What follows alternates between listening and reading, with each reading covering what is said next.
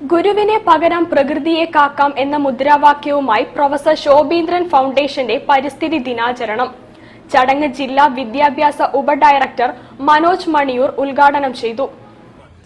ഗുരുവിനെ പകരം പ്രകൃതിയെ കാക്കാം എന്ന മുദ്രാവാക്യവുമായി പ്രൊഫസർ ശോഭീന്ദ്രന്റെ ആശയങ്ങൾ വരും തലമുറകളിലേക്ക് പകരാനും മറ്റ് പരിസ്ഥിതി പ്രവർത്തനങ്ങൾ ഏറ്റെടുത്ത് നടത്താനുമായി രൂപം കൊണ്ട പ്രൊഫസർ ശോഭീന്ദ്രൻ ഫൗണ്ടേഷന്റെ വൃക്ഷത്തൈ വിതരണത്തിന് തുടക്കമായി.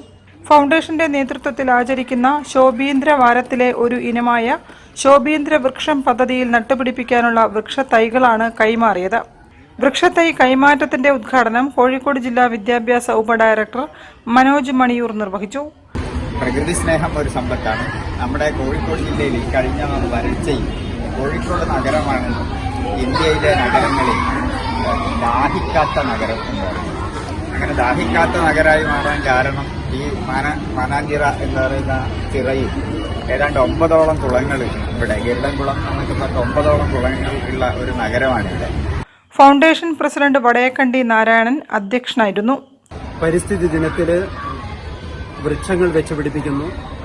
ഇത്തവണ നമ്മളത് ശോഭീന്ദ്ര വൃക്ഷം എന്ന പേരിൽ നമ്മുടെ സംസ്ഥാനത്ത്, മറ്റു സംസ്ഥാനങ്ങളിൽ, മറ്റ് രാജ്യങ്ങളിൽ ഉൾപ്പെടെ ആയിരക്കണക്കിന് ശോഭീന്ദ്ര വനങ്ങൾ വെച്ചുപിടിപ്പിക്കാമെന്ന് കേന്ദ്ര കൃഷി പുരസ്കാര ജേതാവ് KBR കണ്ണൻ മുഖ്യാതിഥിയായി പങ്കെടുത്തു. Foundation secretary ZA Salman, government TTI for women principal M Rasheed, Latheef Kuttippuram, CP Abdurahiman, Basheer Perumanna, Nirmala Joseph തുടങ്ങിയവർ സംസാരിച്ചു. പയ്യന്നൂർ സ്വദേശിയായ KBR കണ്ണനാണ് വൃക്ഷത്തൈകൾ സൗജന്യമായി എത്തിച്ചു നൽകിയത്.